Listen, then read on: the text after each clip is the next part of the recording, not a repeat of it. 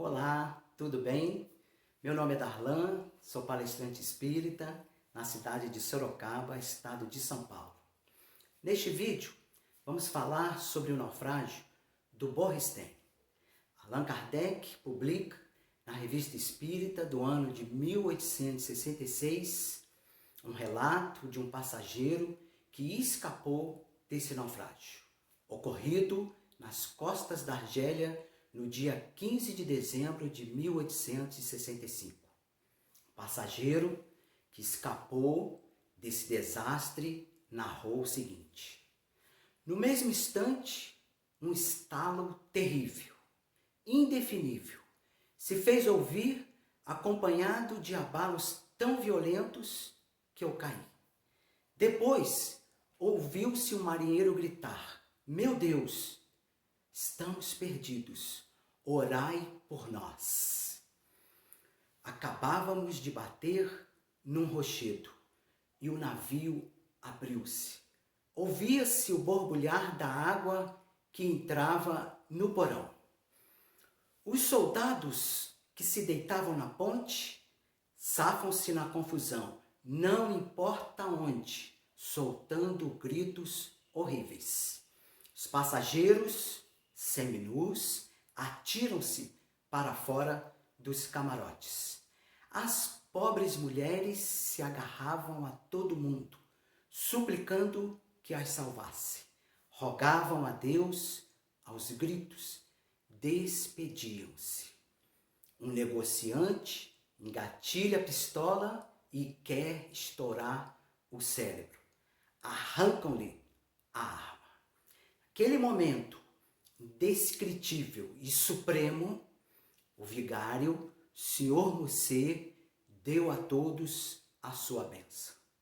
A voz cheia de lágrimas desse pobre padre, recomendando a Deus 250 infelizes que o mar ia devorar, revolvia todas as entranhas. Bem, após a publicação do relato desse sobrevivente, Allan Kardec faz uma primeira pergunta, um questionamento.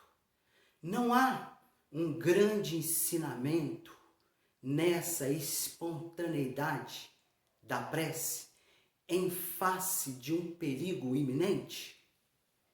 E ele nos apresenta a resposta a essa pergunta. Ele vai responder o seguinte: no meio dessa multidão, empilhada no navio, certamente havia incrédulos que quase não pensavam em Deus, nem na sua alma. E eis que, diante de uma morte tida como certa, volvem o seu pensamento para um ser supremo, a única tábua de salvação. Nessa primeira pergunta, já no corpo do questionamento, observamos que Kardec nos apresenta um assunto relevante. Qual? A espontaneidade da oração. Mas observe, essa espontaneidade da oração nós vamos encontrar até nas pessoas incrédulas que estão diante de um perigo. Vejam como é importante quando nós passamos por uma situação desafiadora, nós buscarmos o Criador de forma espontânea. No capítulo 27 da obra Evangelho segundo o Espiritismo, nós vamos ver que Kardec publica uma lição do Espírito Monod, que diz o seguinte: que importa as frases que articulais maquinalmente? Que importa ao Senhor essas frases maquinais que podemos fazer por força do hábito.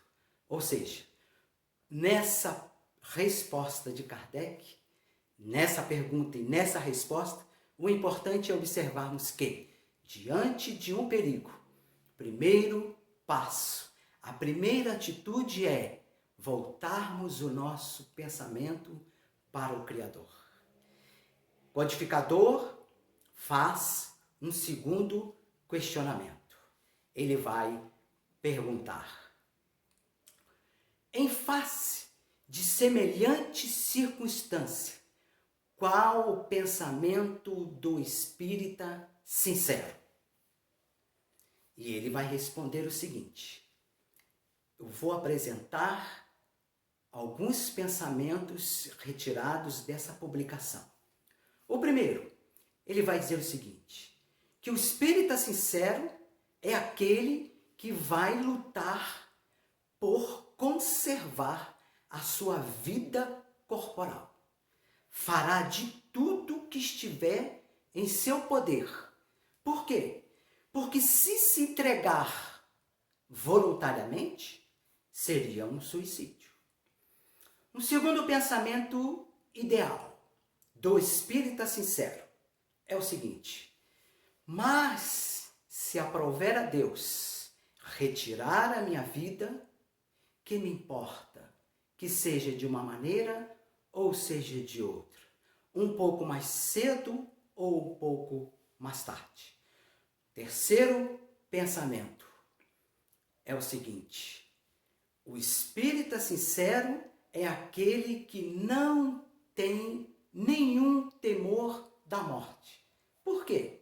Porque sabe que apenas o corpo morre e que a entrada no mundo espiritual vai proporcionar o encontro com todos aqueles que lhe são caros. Quarto pensamento se diz respeito que no momento da morte, diante de um perigo, o espírita sincero é aquele que entrevê pelo pensamento o mundo espiritual, ou seja, o mundo que deve ser o objetivo das suas aspirações. E por isso, alegra-se e não se aflige, como se fosse um prisioneiro que vê se abrirem as portas da prisão. Um quinto pensamento do espírita sincero publicado por Kardec é o seguinte: só uma coisa o entristece, deixar aqueles que ama, mas se consola pela certeza de que não os abandonará e que estará mais vezes e mais facilmente junto deles do que em vida, e que poderá vê-los e protegê-los. Um outro pensamento de um espírita sincero: se ao contrário escapar do perigo, dirá: já que Deus ainda me deixa viver na terra, é que a minha tarefa ou minhas provas ainda não acabaram. E um último pensamento de um espírita sincero é o seguinte: o perigo que corri é um aviso que Deus me dá, de modo que eu esteja preparado desde o primeiro momento, se ocorrer uma nova situação de perigo. Assim que eu esteja preparado para enfrentar a situação desafiadora nas melhores condições possíveis. Depois de tudo, o espírita sincero agradecerá a Deus por ter escapado do perigo e se esforçará para aproveitar todo o tempo que lhe resta para o seu adiantamento.